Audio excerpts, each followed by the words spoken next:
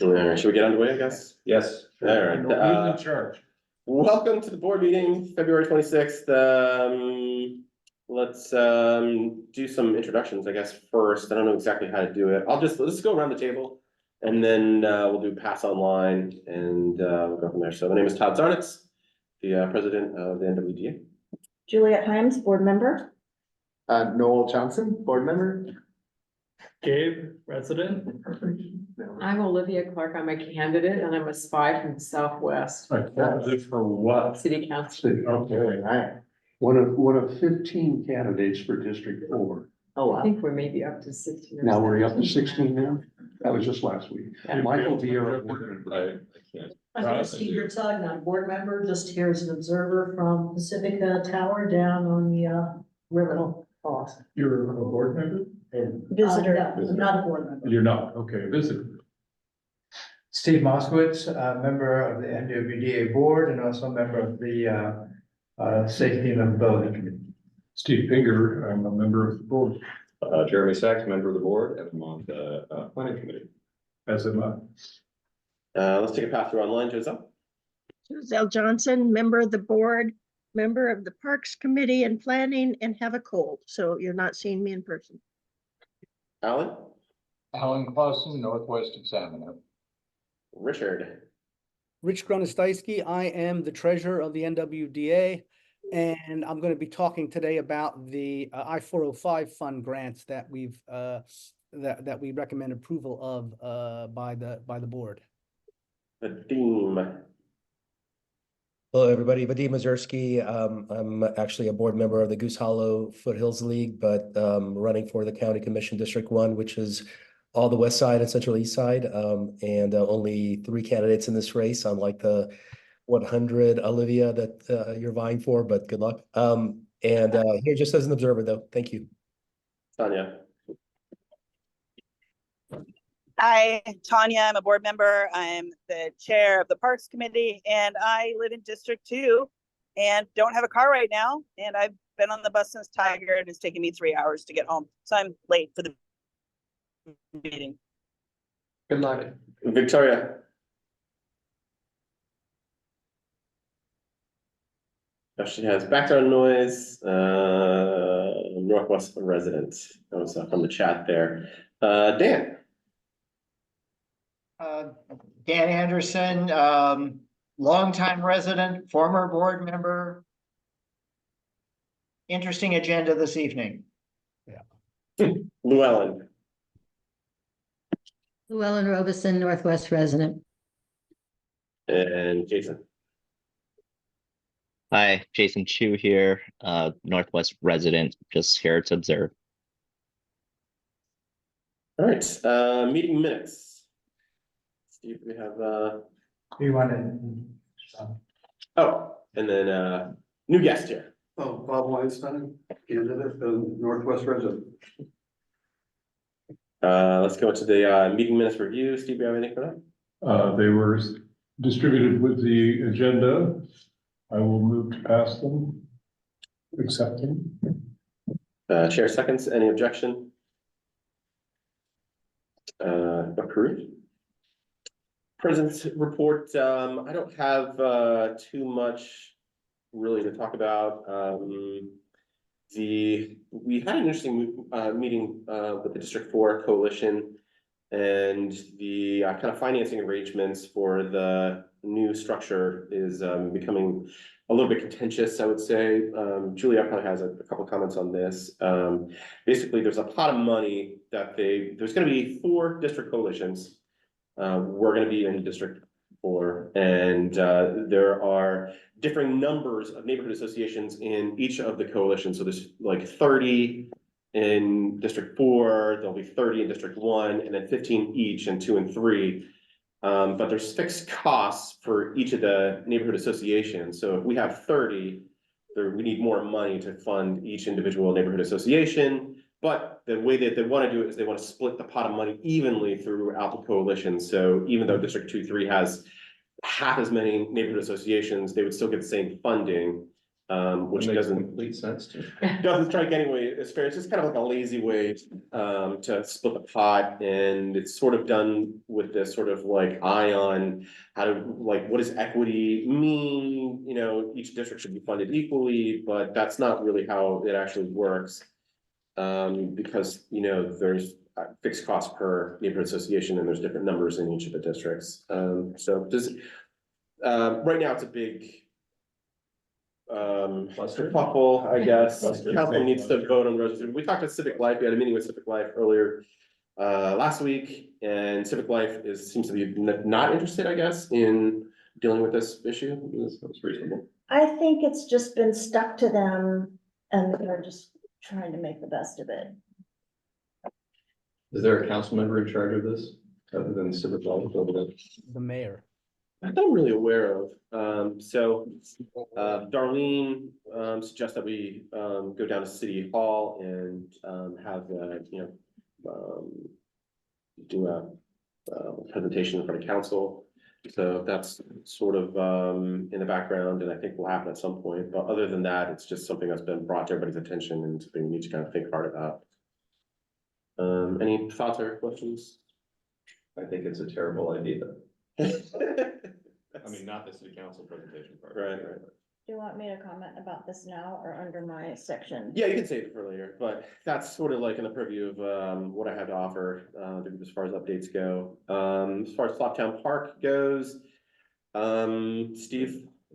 On that topic, I'm puzzled a little bit because wasn't there supposed to be an RFP that went out for the administration of the coalitions? I asked that question. I didn't really understand the answer. It was basically no or not yet, because it was supposed to be in January, but I didn't understand their answer, Steve. It sounded like it was gonna be rolled into some other thing or period of time, and I cannot.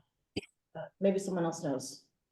Okay, it just seems like NWDA is barreling ahead as though they are the anointed ones, and I think originally there was the idea that there would be a proposal, request for proposal, but that doesn't appear to be what's happening now. It's something else, and I'll try to get that answer, Steve, because I wanna know. Yeah. Vadim's got a comment, I think. Yeah, they changed it to direct funding, so for the first year, maybe 2 years, it'll the 4 nonprofit coalitions that are independent will be direct funding, and then they envision an RFP, but at that point in time, who knows? so the 7 have been collapsed into 4 then? Yeah, the ones that are on the city side that are within Civic Life are going away. Those employees are going to be kind of a repository for the coalitions to help with, they're not quite sure what, but they'll help us in some sort of way. But the city coalitions are going away. The nonprofits are divvying up all the neighborhoods that are out there. Okay, is there some record of this anywhere? Oh, which part? Well, of that decision being made, because it's completely contradictory to what's out there, and what was out there. Well, I mean, let's Yeah. kind of gloss over the minutia for now and just keep, I think the big point is the proper funding of each of the coalitions now. There's definitely some other hair on the dog here, so. I think there's record of the decision, but not a lot of analysis that I saw. Okay, let's move to Slabtown Park. All right. We sort of got an update, I guess, in a way where I guess the last official update we got was that stay tuned for good news. We should have this wrapped up by the end of January. Here we are almost in March, and nothing of the sort is happening, but January 2024. yeah, maybe they meant 2030 or something. The devil is always in the detail. The latest update we got was that they're sort of restructuring the idea in a way where the owner of the land will donate the land to the city rather than whatever the previous arrangement was. And I think Steve understands this a little more than I do. Any comments on them? Well, I'm not sure I understand it any better. Other than the fact that the land simply being transferred from any number of agencies, but basically from GRES to Portland, PP&R. Now GRES is looking to donate the land, but that restructures the nature of the transaction, apparently. And I just worry about, what does that mean? And it sounds like we're starting all over again. This is not something that was apparently contemplated 2-3 years ago. Noel, I don't know, can you shed some light on what that implications of that might be? I really can. Okay. Is there any talk about who's responsible for the brownfields? If it's donated to the city, is the city willing to take on the brownfields? I think those are the details that they're trying to figure out, and Okay. I guess like from my initial thought of it is that if it's a donation, then Correct can write off, have a tax benefit, I guess, because you can value the land much, much higher, and maybe some of that tax might be right off, you get moved around. The catch here is that the land sold in 2016, I believe, for $4 million, which was a fraction of its value. So presumably there was some contemplation of the non-value of the park side of it, and that the transfer will be facilitated by that. Everything since then has been kind of not quite consistent with that, and here we go again now. The only reason I can understand that GRES would be trying to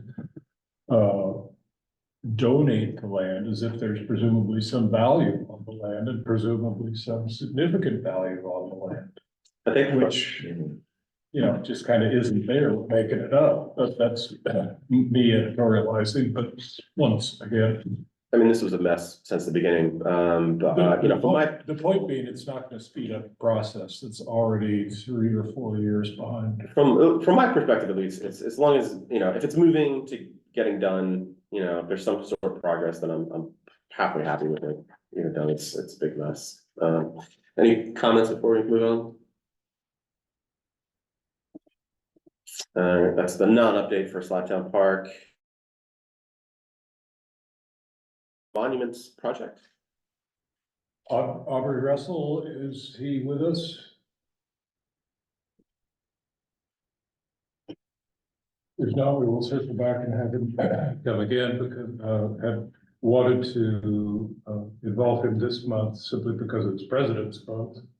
And all those plinths down in the South Park blocks that don't have presidents on them anymore.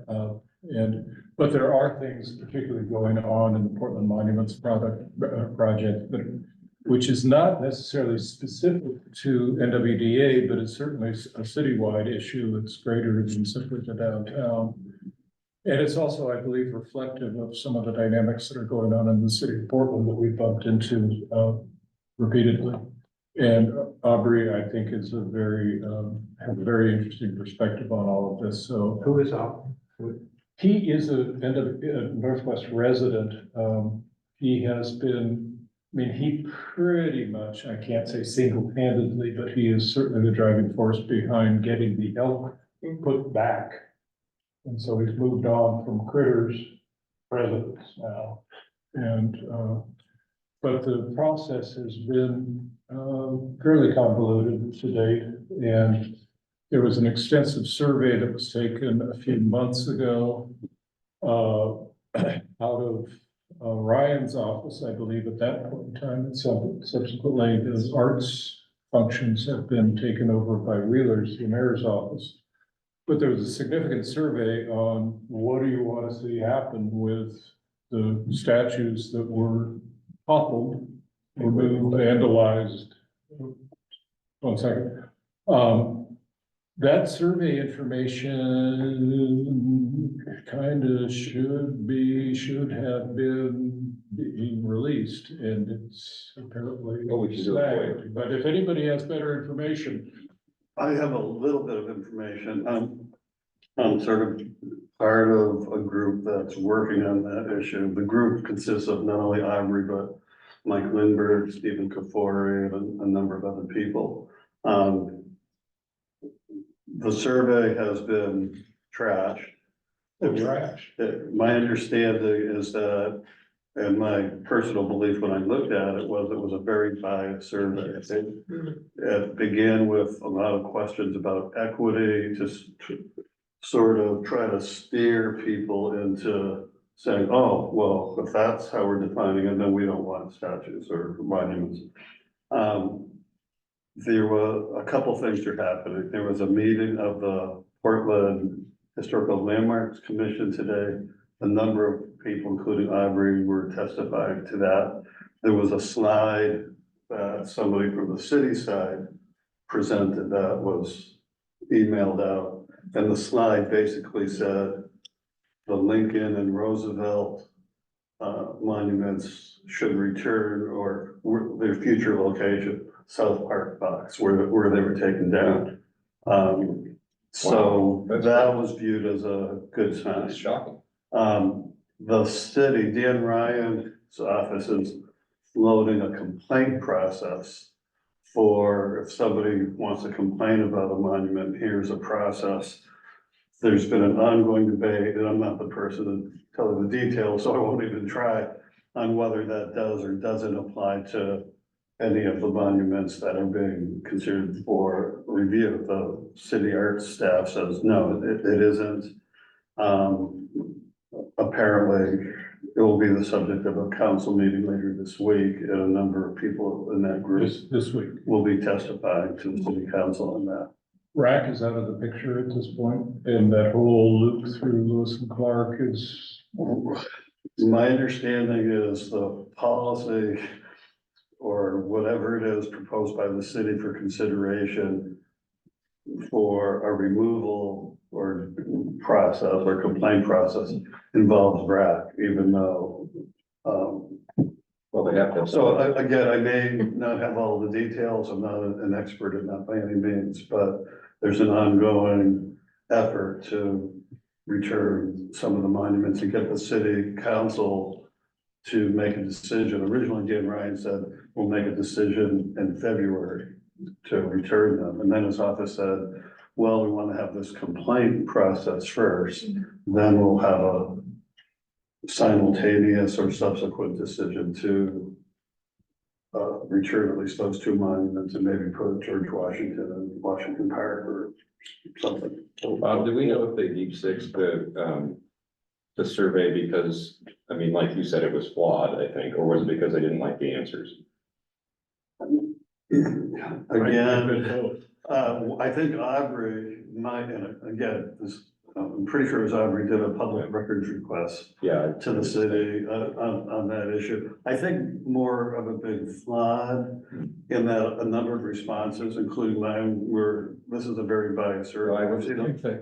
So I think somebody looked at that and said, this wasn't done right, we're just not gonna accept the results and move on. Well, let's keep on top of the issue. I think, at some point, maybe we wanna write a letter or write a letter of support or something like that, possibly. This is sort of like a tangential issue, I guess, if we don't have one of these monuments in the district. So It makes me crazy, so I'm. But I know. I was wondering. In what way does it? I know, I just, well, now the Flints are there to support. Come on up here.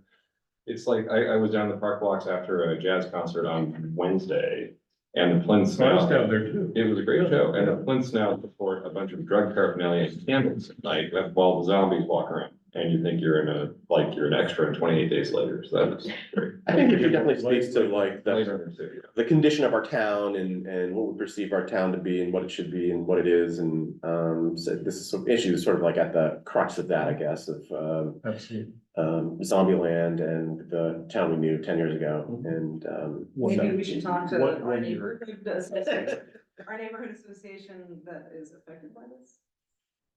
yeah, but I think the reason that's being brought up is just because we're all frustrated with our living conditions. And this is sort of like an issue that, And we are vent our frustrations at. with DNA on this, and NWDA is also on record from a year plus ago as taking a position on this. So we already. Let's pay attention to it. If there becomes an opportunity to take a position, then we can propose that and But it's all bubbling, right, they're not bubbling up, but it's moving to. Any conclusion. additional comments on monuments before we move on? All right, we'll move on to the parking district, we were supposed to have, a guest join us, but that got scuttled like an hour ago, I guess. Steve, I guess, would know more about, what's happening here or what's not happening. I received an email earlier today from our guest, who is one of the chiefs of staff, a chief of staff in Mingus's office, who had, Jeremy had gotten a response from a couple of weeks ago to a request we had made a couple of months ago to provide some clarification as to what's going on with the Northwest Parking District, and particularly the Stakeholders Advisory Committee that had been suspended in October for 6 months. Kind of let all of this go downstream for a little while, but I think decided to pursue it again and got finally some response from Mingus, or from MAP's office, which is the oversees the PBOT, who administers the parking district. The email that I got earlier this afternoon was saying, great, really looking forward to coming to talking with you about your concerns about PBOT, your interface with PBOT, and the status of the Northwest Parking District Advisory Committee. And I replied, great, so are we. Just confirm that you got the additional information that we sent you on Thursday, and that the, your slot in the meeting is actually 6:15. And then a couple hours later, an email goes out saying, Well, let's shorten it a little bit. She said that she had a family emergency. She didn't say that, so somebody else said that. Someone else in the office said that she had a family emergency, and they also forwarded a bunch of internal emails showing that they were trying to print up documents, and that what immediately the guy had responded, and then he said there's been a family emergency. I'm a little skeptical. We'll just take it at face value, I guess. It's a little weird. But I think we're still in the dark about the future of the parking district, and specifically this relationship to the Stakeholder Advisory Committee, of which we have a couple seats, and It's not to me. and right. And I think we want the money. Isn't that what we really want here? We want the money From the parking district? Yeah. I think that it's just a really curious thing, and they're not really allowed. We're supposed to be meeting 12 times a year, and we didn't, that got shut down last year. This year, clearly, we're not on track to do that. PBOT's idea is that we're gonna meet sometime in April, and the feeling I get is they're just gonna kind of dictate to us, new terms, I guess. That's the sort of the feeling that I get is coming down the pipe. I'm not really sure what this is all about, other than they just don't like the SAC, and they don't like opinionated people having opinions on our neighborhood. And they sort of want to do whatever they want to do with our district money, without our input or without us embarrassing them when they don't do the things that they said they were going to do with our parking district money. So it's just a real weird situation. I'm a member of that board, but on the business association side of things. I'm going to call a meeting, which I'm not really, there's nothing in the bylaws that says I can do or can't do. So I will call a meeting for the date that we usually meet in March, and try to get as many people together as possible to kind of like have a powwow and understanding on the SAC. What are we an independent board, or we're just here to give feedback to PBOT? What exactly are we? And I think we need to get together and have a little group understanding before we get into a meeting with PBOT and have them tell us what we are. So we'll see what happens there. There's a couple at-large members that are more closely aligned to PBOT than the neighborhood, I would say. And so that's part of the tension of the board. PBOT's not going to be thrilled about us meeting without them organizing it, but Are they welcome to come? That's how it's going to be. So I haven't sent the invite out yet, but I will in the next couple of days, and we'll see what happens there. And then to his point, are you going to invite the PBOT people? Yeah, I mean, it'll have to be a meeting that's open to the public, and so anybody can attend. They'll know. We'll have to give public notice. We'll have to take minutes if there's a quorum. And there's kind of like a fuzzy area of like, does the board have decision-making power at that point? Because we're not like meeting, specifically in captivity. It's just it's gonna be a strange event, I would say, but I think a necessary one. I'll send everybody a note when that happens, and it's open to public, so clearly anybody can attend. And give their thoughts. I think there's a lot of people that used to be on that board that got kicked off for term limits and other stuff that are, pretty interested in the future of the parking district and the SAC. I'll make sure that they're all invited too. So let's just give this a couple minutes to kind of pass around the table and take some thoughts. No, Just quickly, do we know how they've interacted with other parking areas like Lloyd or other districts? I think the difference is that in a way, the SAC here was developed as a compromise to have the parking district in the first place. And I don't think that's how the other boards were set up. The other boards were sort of set up as a community input device, kind of created by PBOT. This SAC was created by a city council resolution. So there's a difference there. So how we get treated, I think we're being treated as if this was a creation of PBOT, which it wasn't. And I think PBOT's a little confused about that, either deliberately or not. Right. Anybody else?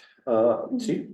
I would just encourage everyone to read through the additional documents that were sent out last Thursday. There are 3 documents that really try to capture some of the length and breadth of our interactions with PBOT beyond the Northwest Parking District. I think they get distilled down in the parking district, but essentially, there's been a great deal of frustration for a long time about PBOT's inattention to the Northwest District plan. Really essentially kind of blowing off the transportation recommendations from the Northwest District plan, some of which are fairly significant. The work that's been done at 18th and 19th and Burnside and the work that's been done at the 23rd and Vaughn interchange are all completely, without regard to what the district plan had hoped for. Moreover, I think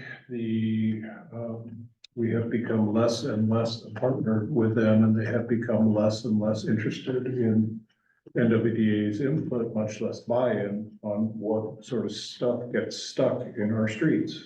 And our streets are a primary system of public space in the neighborhood, as they are in any neighborhood, and are really, really important. And finally, I would say with respect to the SAC, in particular, the Parking District SAC, there were 2 resolutions that were passed by this board last September that were then relayed to the SAC, one of them having to do with a streetscape plan that had taken, a long time to put together and had generated a significant concern on the part of some of the members of the SAC about the way it was being pursued and implemented. The second one having to do with the overall budget request for this current year, also which seemed like it was inconsistent with much of the discussion in the SAC over the preceding X number of months. Those 2 documents, at least in my estimation, precipitated the suspension of the SAC.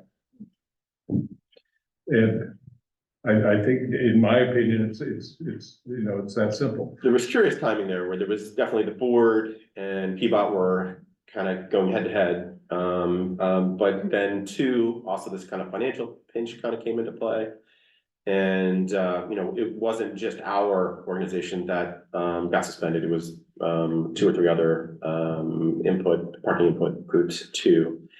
So I think the reason we wanted somebody from MAP's office here was to kind of like give us a clarification on, how did this happen? Was it something we did? Was it something, are we just reorganizing here? What is going on? Because we're not really getting any information from PBOT at all.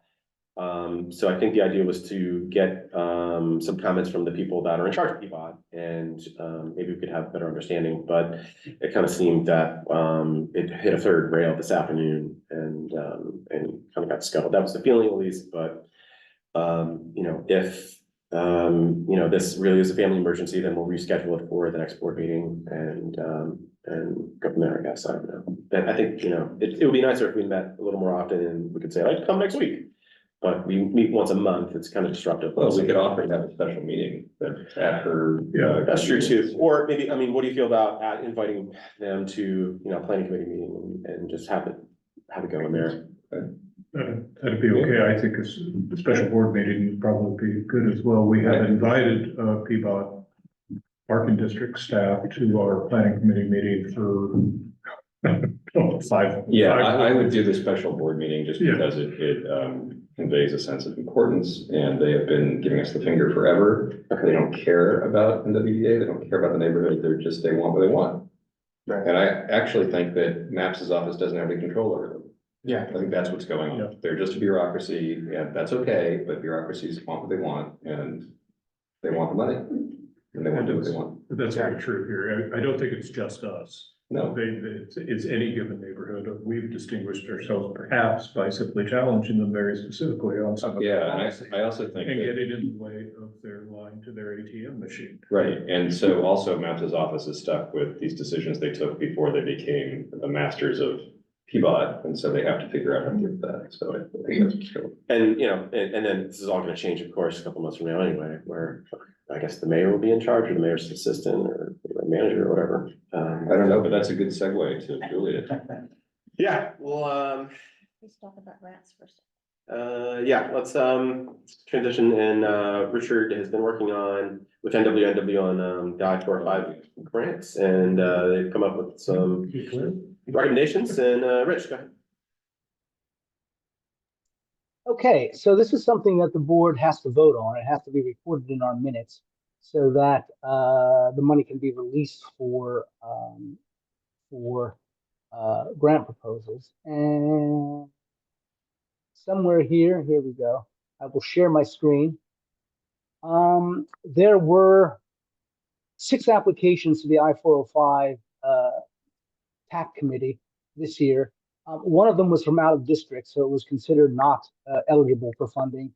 2 of the 5 were considered ineligible due to having their budgets not in line with the specific instructions that the committee has. And so there were 3 applications, one from Hillside Neighborhood Association, one from Friendly House, one from Linton Community Center, which were felt to be appropriate requests for funds to, and just to remind everyone, the I-405 fund is meant to improve recreational facilities within the Northwest District, with an emphasis on the Hillside, NWD and NWDA neighborhoods. And the requests, if you can see them, the fund request in line 7 was $19,700 from Hillside, $60,772 from Friendly House, and $18,903. After site visits, so all of the organizations were site visited by 2 members of the committee. We discussed what their requirements were, what they were asking for with the money, and we decided unanimously as a group to fund the full $19,703 request from Hillside Neighborhood Association and the $18,903 request from the Linton Community Center, which is a nice little community center. It's a very old community center, and it's a very lovely old building with a huge gymnasium, which we don't have in Northwest. And Friendly House, we decided that what we would do is basically take the remainder of the funds that were available for funding and give that to Friendly House to improve their recreational activities within Friendly House. A lot of that's going to purchase of like new steppers and things for their exercise room. The Hillside Community Association was for resurfacing a tennis court, which is present in the Hillside neighborhood. And the Linton Community Center was for refurbishing their, in their community center, they have a stage, and they used to hold productions there for the neighborhood, theatrical productions, and they want to get back to doing that again. And so they asked for funds to bring that back. And so the committee voted unanimously to give these amounts to the neighborhood organizations. And one of the requirements of the I-405 fund is that each of the neighborhood boards, that is the NWDA board, the Hillside Community Board, and I forget the name of it. It's basically business districts for the industrial area. That all three of those boards have to also approve this funding before it will be released by OCF, who is managing the funds. And so I come to the board to ask to approve these outlays from the I-405 fund. But I'm happy to discuss any questions that anyone might have about the process or about what we felt was appropriate about these requests. Let's make a motion first and have it seconded, and then we'll have a discussion. Okay. Richard, Well, I can would you make do yes, I would make a motion to approve the funding of these amounts to the three community organizations. And Is there a Giselle second? seconds. Giselle seconds. Discussion. Anybody? Juliet? I have a question. So Richard, I've heard not necessarily in Portland, but in other towns, neighbors complaining about the noise of pickleball. And, you know, Hillside is kind of in a bowl that has a lot of neighbors around it. Was there any discussion of that? Well, the Hillside Neighborhood Association is the group that requested the funding for this. There is already a tennis court there, and it is already lined with for pickleball. So this change isn't going to what the money is for is to basically refurbish part of the course where there are tree roots growing into it to make it safer, so that people can use it without tripping, and to essentially spruce it up. Basically, it's paying for what Portland Parks and Recreation ought to be doing, because this is a court that is owned by Portland Parks and Recreation. It's not owned by the Hillside Community Association. It's owned by Portland Parks. But they're, as many of you may know, just not doing the maintenance that they ought to be doing on a lot of their properties around the city. So Hillside Community Association decided, or the Hillside Neighborhood Association decided they wanted to go to the I-405 fund to get this money to make the court really, I would say, completely usable again, because there are portions of the court where there are tree roots and things that can't be used, and they want to make it safer for people to use. Any other questions? And there was no discussion. There were no dissenting opinions, but of course it was the Hillside Neighborhood Association that have two representatives at this meeting. So I don't know whether they accept opposing opinions. Anybody else want to be recognized? Just one piece, their last grant was in 2011, so they haven't exactly been hogging the center stage. No, they have not. That is the last funding that they had from this fund, and they are one of the community associations that the fund was established for, because they were apparently, this is before my time, but they were apparently involved in establishing the I-405 fund as a way of mitigating some of the problems that putting the I-405 through our neighborhoods created, although it's nowhere near Hillside, so I'm not sure how they were particularly impacted by it, but they were involved politically in getting the fund established. And so that is the case. Giselle has a comment. Giselle. Yes, Giselle. And I think these are a good representation. Always check their past budgets on how they spent the money. I think something that would be very welcome, and OCA should do this for you, is a list of past projects and their statuses, because they've had some good things done. They redid the soccer fields for Wallace, Chapman, sorry. So they've done a good bunch of things over the last 10 years, and I think we should acknowledge that, because it would be nice to encourage people to know what's going on.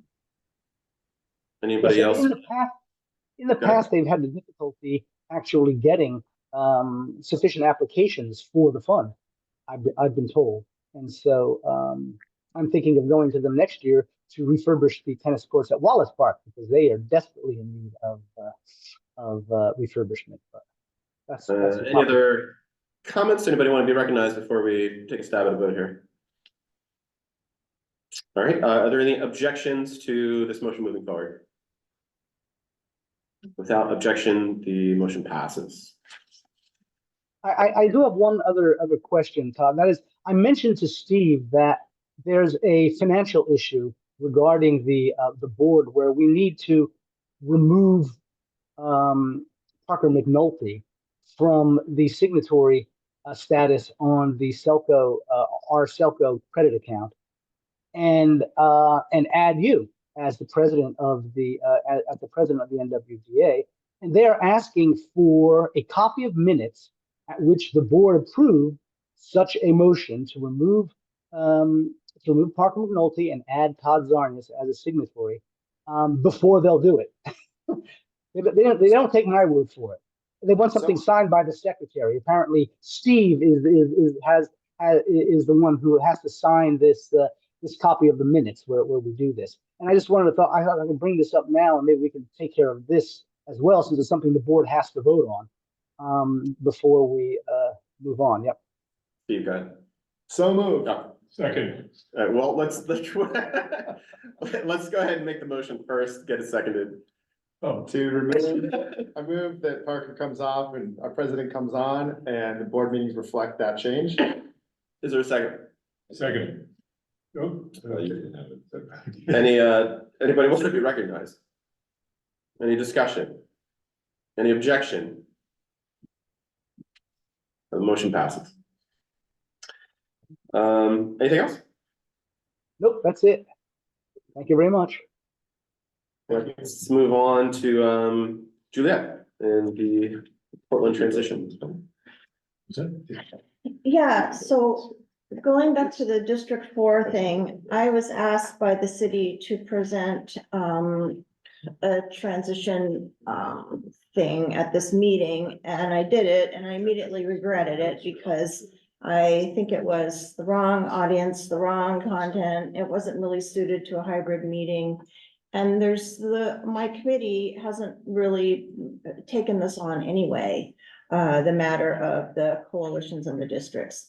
There have been a couple of decisions that the city has made that have stood out to me for their seeming lack of analysis and process. And so many of the other parts of the charter reform transition have been really thoroughly analyzed and run past various advisory committees.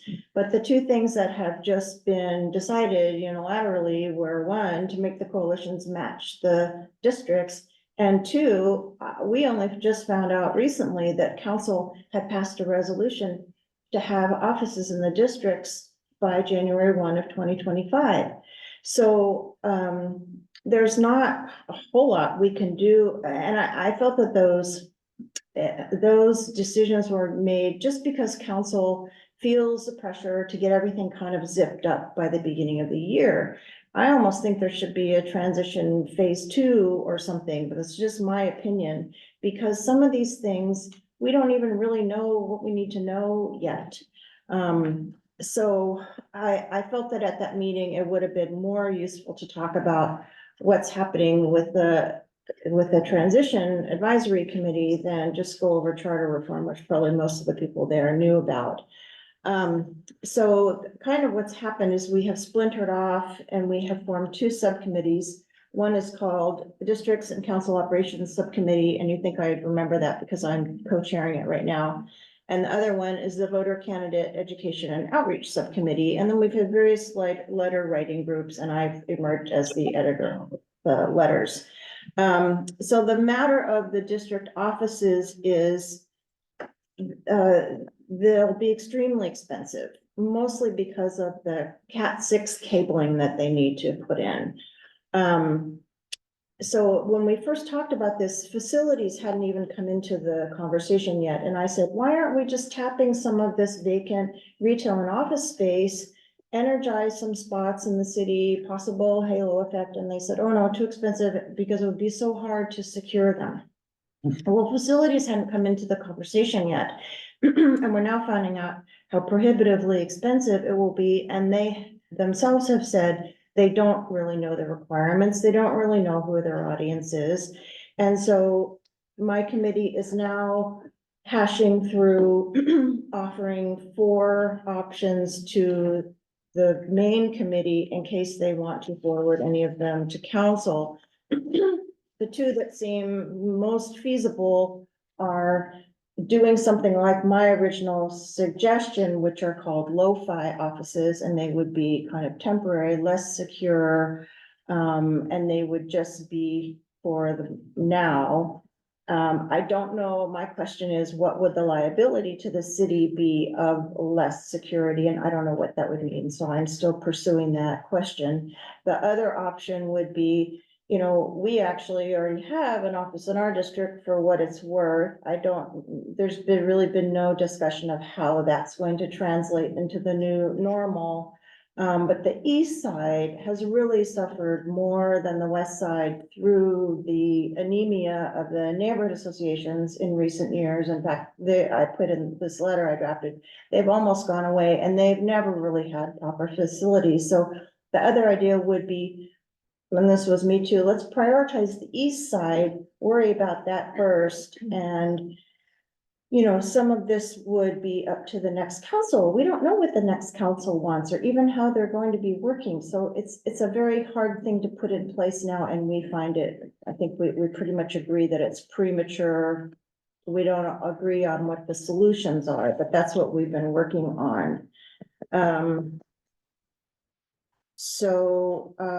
Yeah, I guess that's most of what I'm not involved in the voter candidate education and outreach subcommittee.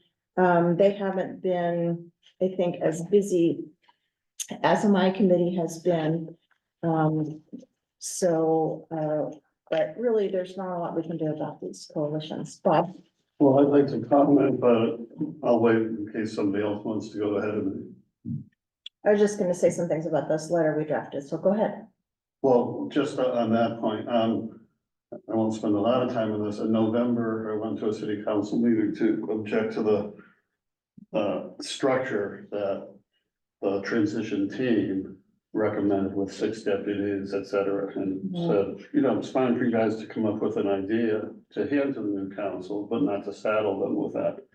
Well, at the meeting last week, I intended to object to the $209,000 per person severance payments that are being recommended and actually was approved by 4 of them. Everybody but Renee Gonzalez voted for it. Severance payments for 1 year temporary employees, temporary deputies. Wow. So I got into a discussion. I went back to where I was sitting, but the mayor kept talking to me. So I went back up and sat there. And we had a nice dialogue. It was very professional and, you know, normal conversation. But I said, you know, you guys need to connect the budget dots. You know, you're spending $1.254 million on severance for people who are taking temporary jobs. You're saddling the council with all these new people and decisions. You can let the new council, whoever that might be, make these decisions. And I said, as an example of the budget dots, there were 2 articles, and one in OPB and one in, I think, Willamette League. One had to do with their finding second offices in some of the districts, especially including the west side. The other article said, find available space. Well, no, some of it was, you know, fiber, et cetera. But the other article mentioned that the transition team, which has already recommended in the council for some reason, since some of them are running for election, had originally recommended 2 staffers per council members. Well, they're down to 1. The transition team has reduced it to 1, which is really a slap in the face to the voters, because based on my own experience doing a lot of constituent work for a US Senator, in a district with 160,000 people on the size of Eugene, 1 staffer is not going to be able to do the work of answering the phone, scheduling emails, responding to constituents. Whereupon, I am going to make a point. After I said, yeah, let the whole structure thing be decided by the new council, he said, well, we're going to let the new council decide on the offices. So I don't know. I don't. That's what he said. Last week. I'm not saying a decision was made, but he said, oh, we'll let the new council decide if there should be 2 offices or not. Because I said, if you're gonna have 1 staffer, one of the offices is gonna be empty at any time. You're gonna be paying a hell of a lot of rent. It just doesn't make any sense. Or the staff offices or the district offices. the staff, The district offices. what he said is we will let the new council and mayor decide on the question of the second office. I'm not saying the council agreed or disagreed, or if that was his opinion, or somehow that's, gonna be the end of it. But it's obviously absurd to have two offices and one staff member. Well, let's bring this back into Anyway. NWDA. You know, what, let's go point by point, you know, what in our, you know, possible letter, you know, what's the first point we want to make, and then second, and let's go through, you know, briefly each point and what you think that we should be recommending. Yeah, and we had this conversation, it seems like a long time ago now, and so a lot has happened since we came up with these ideas. So I can easily think it might need to change. And I left out the other two. What's the first point that we should make in a letter? Or what should be our, you know, what? Well, I think number one is Bob's point, and my committee has concurs with that it's not enough staff. Especially since they're going to be going through such a huge change. So I think number one is the first point. I'm trying to understand why these things were contemplated some while ago, There were. and they were just not resolved, or, Well, which things do you mean? well, correct me if I'm wrong here, but it sounds like the budgetary impacts of this transition, broadly speaking, are becoming clearer now. The question about all of this was raised at least a year and a half, if not 2 years ago, by this organization, if no one else. You know, it just felt as though it was being underestimated. I'm not sure what the point is there necessarily, but now we're in a situation of, you know, how many offices, how many staff, I guess, you know. Maybe we should try to keep it to our neighborhood, since that's kind of our goal. So we say, this is what we recommend that we want for our staff and our office here. Or And that's how, not just such a broad- I guess, what would that even look like? I mean, we're gonna have 3 council members not geographically tied to any one area in the whole district. So what are we even gonna have? Is there gonna be any presence here at all? Who knows? Do we, and then maybe is that something that we want to champion, or is that, I mean, it just seems like a big, you know, soupy mess. Are we in a position where we should be making recommendations, or does somebody feel strongly about something that we should be making a pointed effort to make our positions known? So another thing that my subcommittee is doing is researching peer cities. And we have found, and I have spoken at length with City of Denver and City of San Antonio, because they both have districts, but just one rep per district, which is a lot simpler. And most of them, they do have district offices, but most cities with districts don't. They have pop-up events like town halls, events, coffee shops, you know, libraries. I don't know what they do about security. I think this is just a canard. I mean, we don't need a special office for these folks. This isn't, they're not US senators. I mean, this is Portland. I feel like we should be championing though to have them in our neighborhood of the district office. I'm like, this is an opportunity It's a for us waste of to. money. There's no money for this. It's like what Bob was saying about the severance pay. It's ridiculous. They're spending all this money that doesn't exist. And at the same time, they're taxing everybody for other stuff, and they're sitting on that money. It is just cloud cuckoo land. And I don't want to support, you know, paying for offices and districts when they don't need. Pop-ups are fine. They're just fine. I mean, I'm sorry, but this is just, it's just more craziness. And I don't know what all the other neighborhoods in in District 4 think. And I don't know how I'm gonna.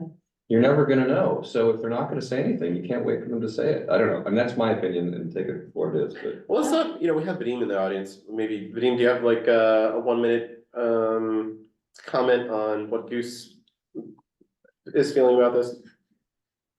Yeah, I mean, I'm in line with Bob. This is, and I don't know what to call it, an unfunded mandate. The Yes. plan, Yeah, the plan I've heard for a while was that they want to co-locate people from City Hall with neighborhood coalitions, but then they're not funding that co-location. Then I heard that they want to provide some sort of space, but it's too expensive. And then they're putting it off. So I've heard 3 different stories right now as to what the plan is. Initially, Neighbors West Northwest was looking for additional office space for to house some of these employees of people in District 4 or the city council employees from District 4. And then that's kind of been put on the back burner, but it's still a possibility. Yeah, there's just not enough money. I don't understand how it's going to function because they have to sit on committees and there's not enough people to sit on those committees. I just feel that this is a way for city council to do to dust their hands about this and let it go, and then expect the new city council to figure out where the funding is going to come from. In the meantime, I think there's going to be, quite a few months of disarray because of that, because the new city council people are going to be understaffed, and then they'll have to figure out how to build out. So if I have a prognostication here, it's that they'll ask the coalitions again to house their employees because we have the space. But I don't see how that's consistent with the need for us to build out more office space with the money that we're receiving. So happy to answer questions though. There won't be enough staff for City Hall and the district office anyway, not with the current org chart. Sorry, Todd. Let's go to Richard, who had his hand up first. Yeah, I wanted to know, the current council members actually run the various departments in the city. What are these new council members actually supposed to do? Policy. Policy. They're not going to be in charge of anything, right? They're not going to be in charge of anything. It's surprising that there's not more people running, to be honest, No, there are more people doing less work. Yeah. Or more money, you left that part out. More money, yes. Maybe that's why they're taking away staff. I just wanted someone to answer that. What are they going to do? Think great thoughts. Policy formulation. Outreach. Steve. Was there any consideration of not having, well, trains left the station, but not having offices at City Hall? No. That seems like a missed opportunity.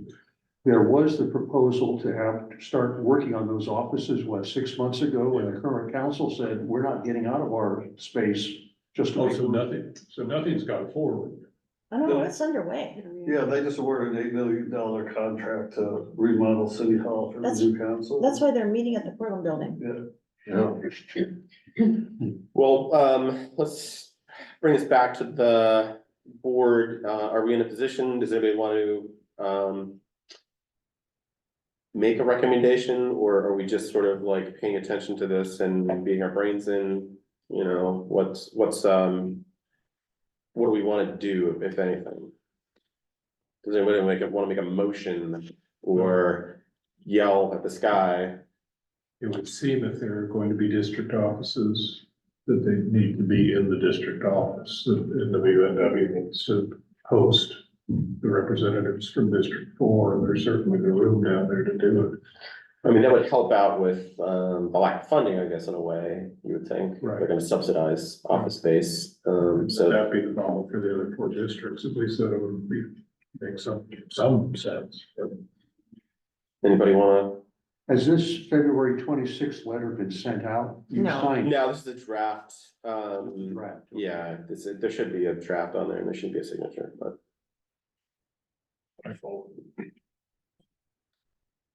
All right, my feeling is like we just don't, this is sort of like a cloud of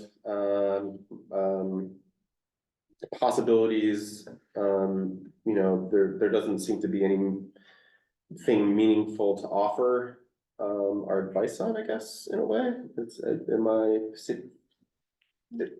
there anybody that thinks about this differently? I feel like there's just nothing to grab onto basically right at this point. So with respect to the offices outside of City Hall, does your letter Does the draft of this letter, Juliet, recommend that those offices, if they exist, be in the coalition offices? No, I just said in the letter that we don't really feel like we need an office, but then we have one, so, which I didn't really mention, and so it seems like we should say, you know, should that just keep serving its current use? I mean, I'm not sure what it really does now. I haven't even been down there because I don't want to go to that part of town at night. And almost, I feel like we should have Darlene here if we're gonna, you know, recommend that they use the NWDA office and get her perspective. Why is that? Well, we're a member of the NWDA. I think, you know, we should talk to, you know, that organization before we make a recommendation Right, that the office gets used. Yeah, but I think I take Zoe's comment correctly. I think we want to be on record as to what our position is. What is our position, or does somebody want to offer one? I would recommend that if we are gonna have district offices, or rather, if we're that they be within the coalition offices. Citywide. Is that, do you want to make a resolution to write a letter of that? Well, I would, you know, revise this letter to reflect that. I think almost we need a new letter rather than revise a letter. All right. Do you want to put a motion on, what that letter should say? Well, I thought we were going through the 4 points on this letter. Well, I think we gotta just latch onto something. I don't know if we have time to go through, each of the 4 points on here. I have a letter specifically about independent district offices and I think I would support what you just said, that if we feel it's an unnecessary expenditure to have these independent offices, and especially in view of limited staffing that will be available between two locations. And that if they are going to locate anywhere, that they utilize existing district coalition office space.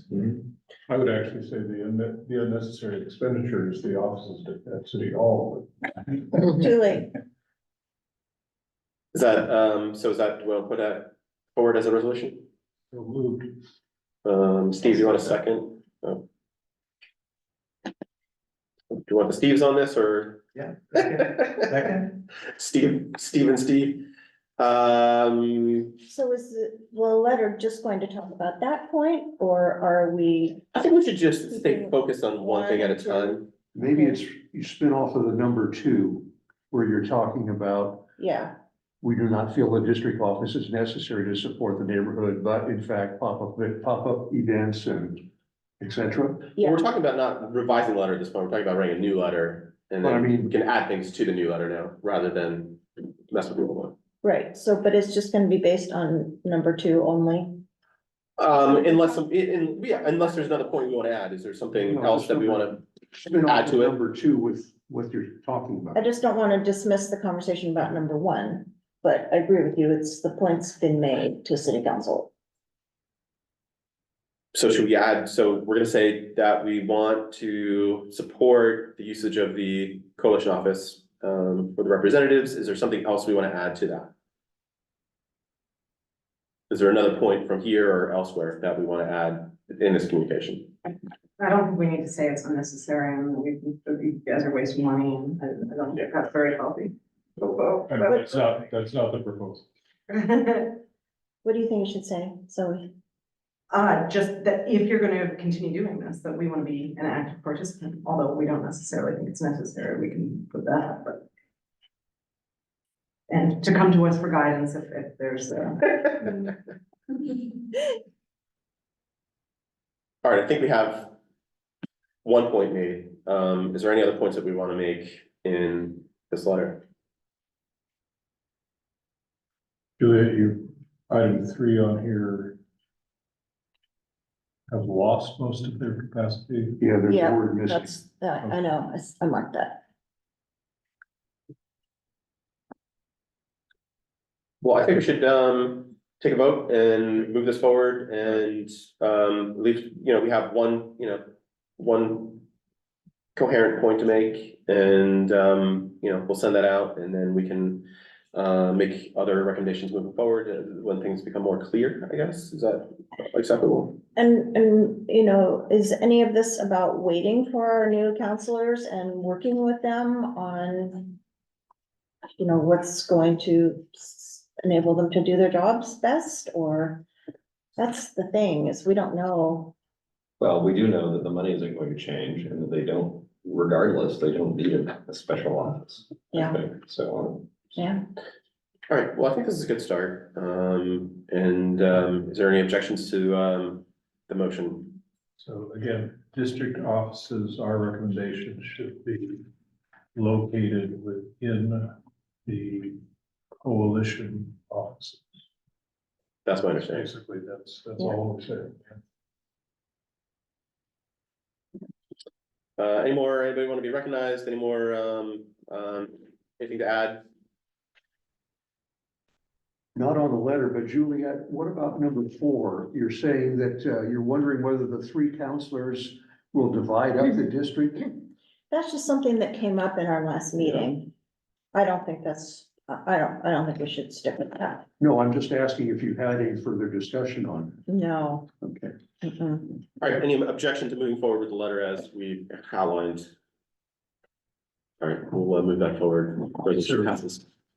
No objection. No, that I'm aware of.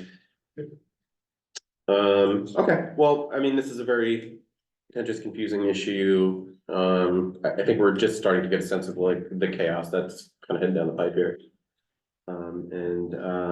That will require our attention, you know, to make sense of it, I think, in a way. Anything else on transition? I don't think so. Let's move to planning committee, and I guess that'll be Steve, unless Greg's out there somewhere.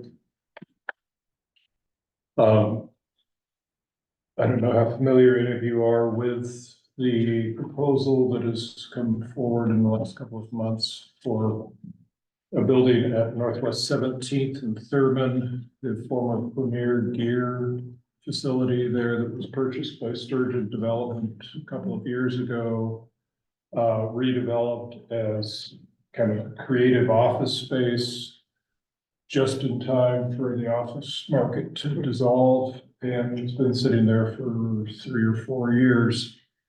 Earlier this year, there was a proposal to reconfigure or recast it as what's referred to as a crisis center, which involves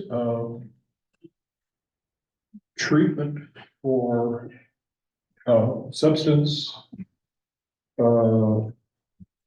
issues and housing, on residential housing combined in the facility. It's, I believe, approximately a 40,000 square foot building. This would be a fairly significant facility. The planning committee has had a couple of discussions about the proposal.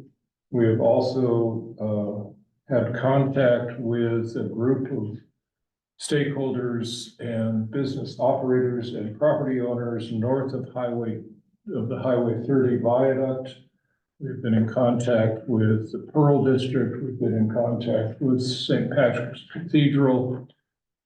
All of it trying to kind of come to some sense as to what's best. There was, I think, included in the agenda packet a letter or a memo from the planning committee to the planning committee outlining some of the discussion points around this. And if I can just summarize briefly, you know, the headline is, it is a critically needed facility that nobody wants to be the neighbor to. And everything else falls from you, pretty much. I think there's lots of things about, you know, the performance of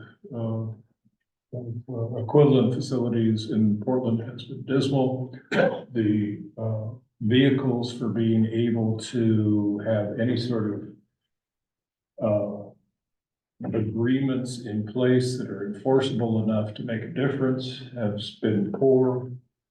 But if there's a silver lining anywhere, and there may be, it is that, this facility backs up to the space underneath the highway viaduct.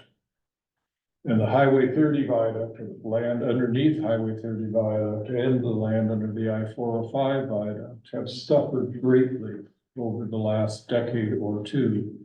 Again, the I-405 grant program was based on, the construction of I-405 and being able to generate recreational uses out of all of that. Well, we're long away these days. But the silver lining is, can this proposal and can our puzzling through how to possibly do this proposal right unlock that significant amount of land that's been kind of held hostage for years?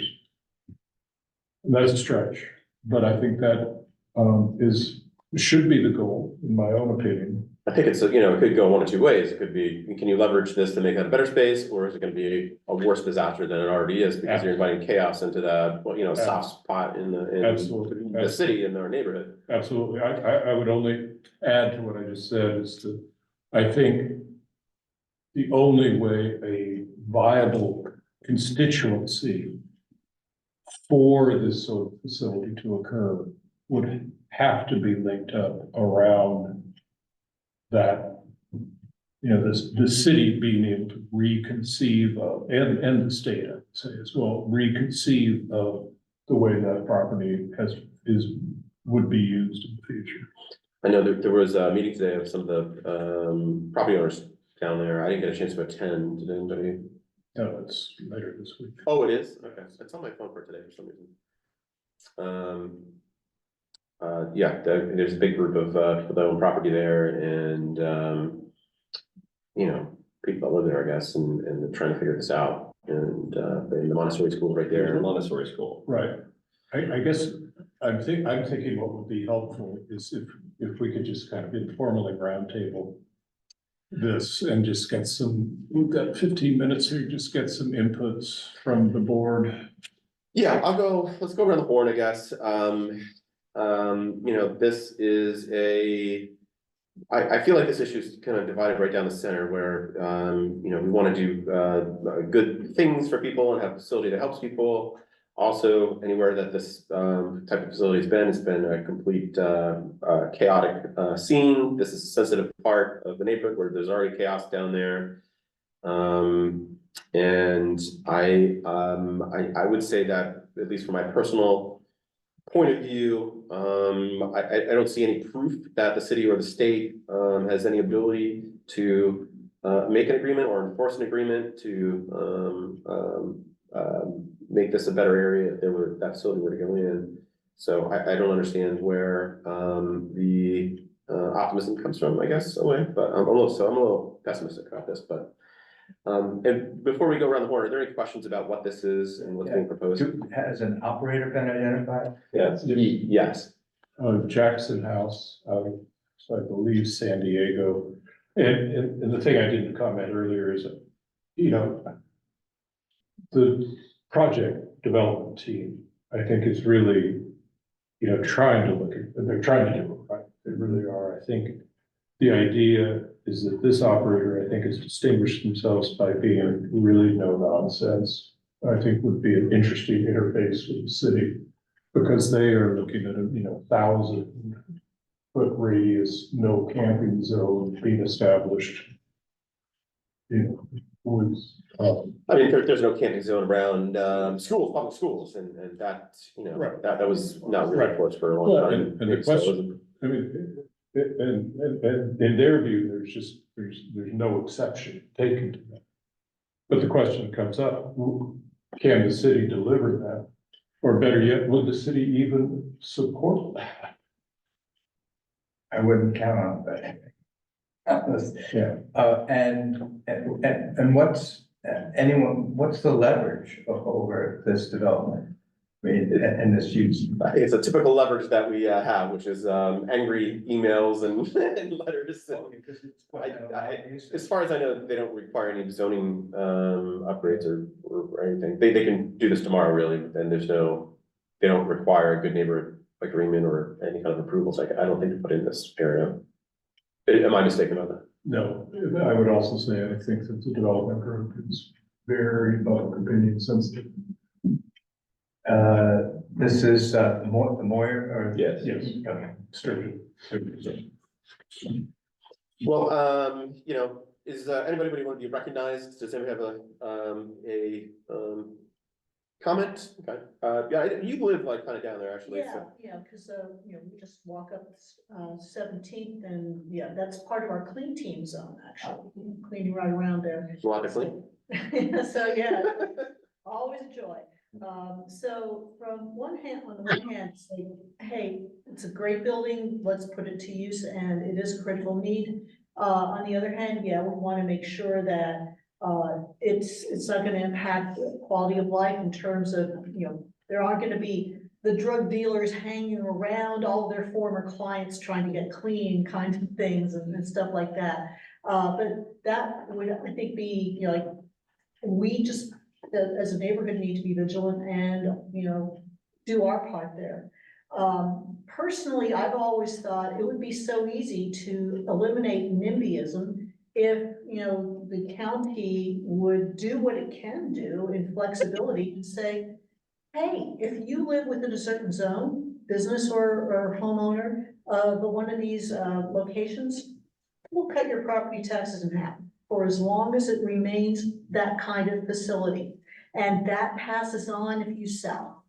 You would eliminate, in my opinion, a lot of NIMBYism, because I go, oh yeah, sign me up for that. So we would like to be involved in what you're doing, because I'm on the Pacifica Tower Board, and we'd like to be involved in what's going on here to monitor and be able to participate and contribute as we can. And this, it's funny because this is like, I feel like the NWDA is sort of like, that's part of the neighborhood association, but we just don't have a lot of people come up from down there. So thank you so much for coming. And then, by the way, just you have a cleanup team too that does cleans up down by the river. You want to make a quick comment about that if anybody's Well, we interested? just started. I'm a veteran of a clean team over in the Pearl District, and we just decided, hey, we'll do it closer in our own neighborhood. So we take the pier, the river walk, we go up front, right down to Sutton Place and then up to Nikolai, and then over to around 15th up to 18th, and it's open to anyone every Saturday 9 to 10. And just a quick detour, there was talk about putting like a homeless center on one of the piers over there. Have you heard any updates about that? What I had heard was that there was talk about doing something, and it's owned by drawing a blank on that car company. Yeah. And it's like no NFW will never happen. They have no intention of ever giving up that. That's right. Plot. Okay. Let's go online. We have two hands up. Giselle first.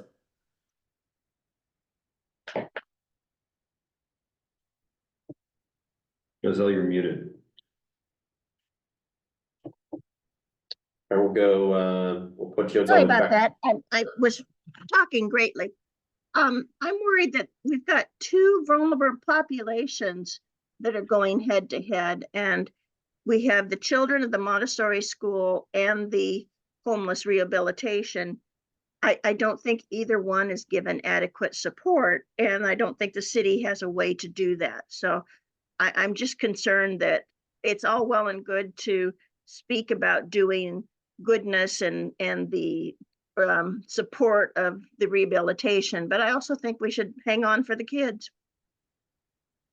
Vadim has his hand up. Yeah, I think it's that idea someone mentioned about cutting the property taxes or something like that to offset what I'm sure will be difficulties in selling or valuing people's properties in that area. Is actually a really good one. I was at Hosford Abernathy, the Hand Neighborhood Association earlier last week. They were commenting about the very similar situation that no one's reaching out to their neighborhoods prior to these encampments coming up, whether it's sanctioned camping areas or shelter space, one's from the city, one's from the county. But really, and I'm speaking a little bit as a county candidate here, but a little bit more as a neighborhood association person. It would behoove people to speak to the neighborhoods first before announcing it in the press, funding it, and then going afterwards and not having any kind of agreements, having the bad feelings of people not being involved early on. And certainly the neighbors in that area feeling left out. This is a refrain that I've heard time and time again, whether it's in the Pearl or downtown, Han more recently, but all these neighborhoods feel like they're being left out. If you're gonna put something like this, even with the best intentions, which I think Vanessa Sturgeon is trying to do here, recuperate a building and turn it into something that could be helpful. I still think that there needs to be outreach and perhaps some a little bit of sugar to help the medicine go down, whether property taxes or otherwise. I mean, that's one of the best recommendations I've heard in a while as to how to make this palatable. And I made this point before, and I'll make it really briefly again, that, if you build a factory somewhere, you're gonna need an environmental impact. And, when you build these human services, places, there should also be some sort of environmental impact there, because clearly these things have a big impact on the space that surround them. Jerry? Well, I agree with everything Vadim said and what was said earlier.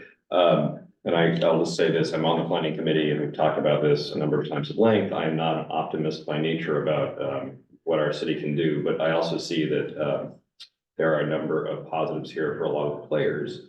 The politicians need a win. People need a facility like this, and it would be great to be able to resolve this kind of mess on the freeways.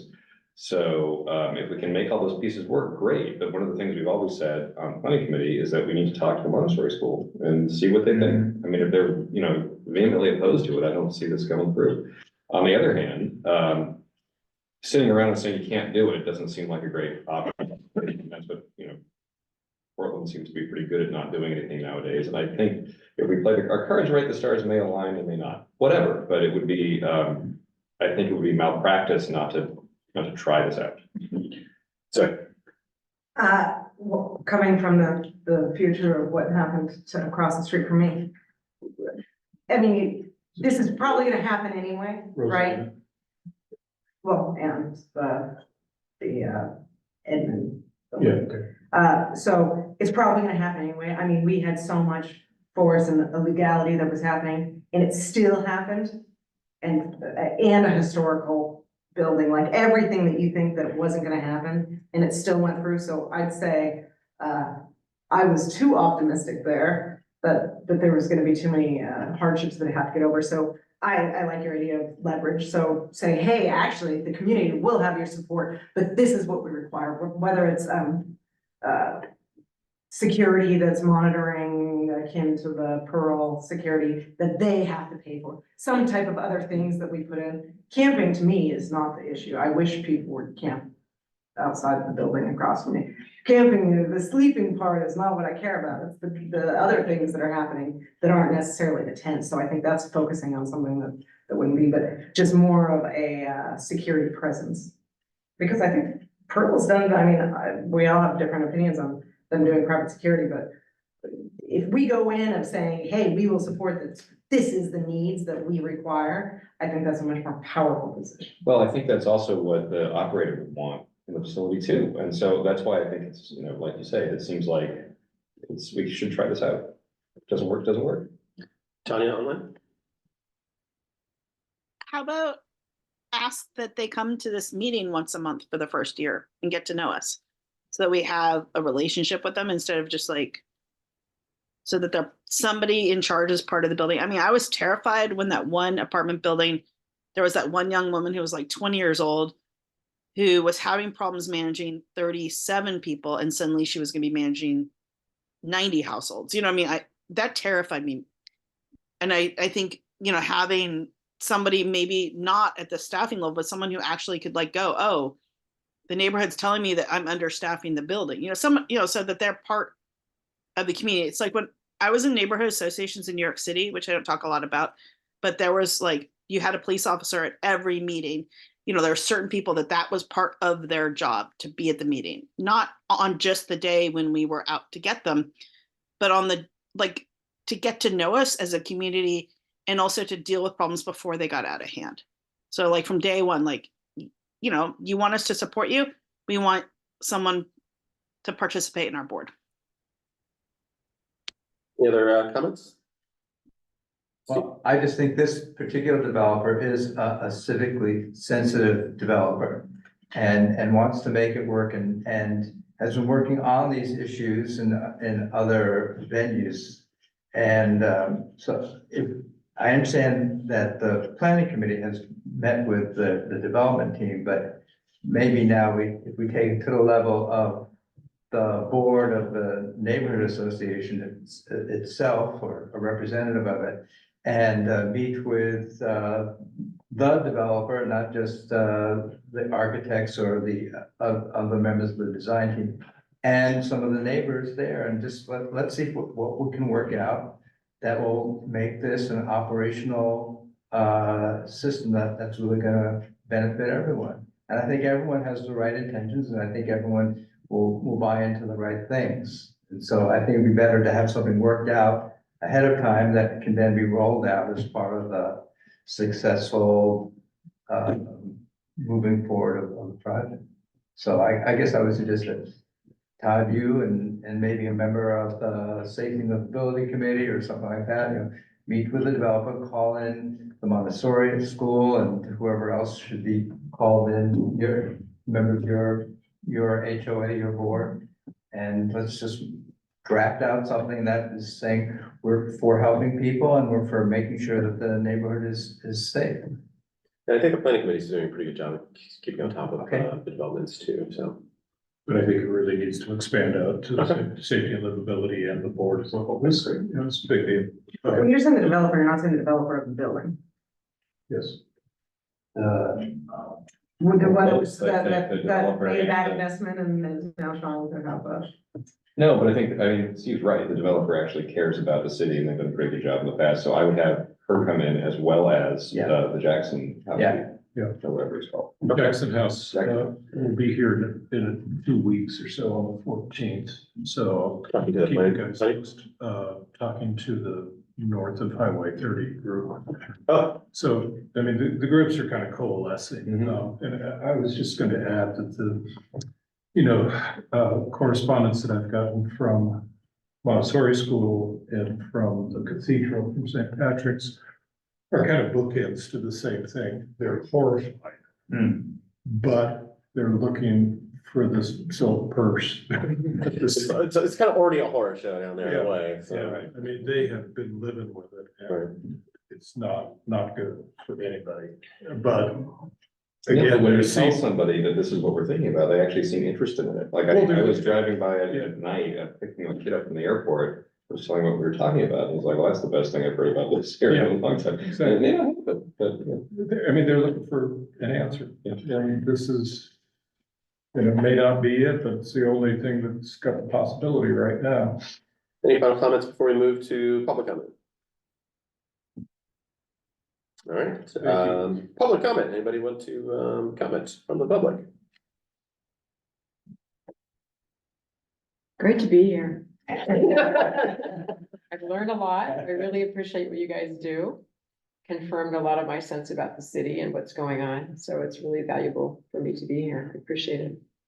And you are running For your district. Okay. District 4. I'm Olivia Clark. Oh, that's, as far as new business goes, we might need somebody to kind of coordinate, requests for candidates. Is that something that anybody here would want to take on? Volunteer. That's what we're doing through NWDA. I'm the rep and we have a calendar already laid out with dates either for forums or for simply meet and greets. In terms of candidates for District 4, we're probably not going to do anything until September because you can still become a candidate up until August 27th. And so we've got 16 already. It's no telling how many more will come in the next 5 months or 4 months. So, There you go. Okay, can we lean on you for, that and when candidates, yeah, Darlene is, Check in, we'll Darlene's the chair, push them your way. obviously, but I'm working with her. Let's Okay. get started early. Start vetting you. Let's see, we are getting requests for agenda time, and I'm kind of resistant to offer any agenda time, but I think, come sit down, come just attend our I think we meeting. should have a separate meeting, maybe once a month or once every once in a while, where we can just have an open invite and would you be comfortable? We're gonna work that out because Linton, in the neighborhood wants, to have a full debate with all 16 candidates at one time. And we're gonna have to tone that down a little bit and get all the NAs in District 4 to at least kind of agree what we're going to do. Okay. Or what the guidelines ought to be. And let's make this, I guess, a monthly topic on the board meeting where Michael can kind of update us on what's going You on. know, Michael, in 2018, and the cycle then, NWDA and the Examiner had a silent debate wherein we sent out 3 questions to all the candidates and, write down your answers and send them back.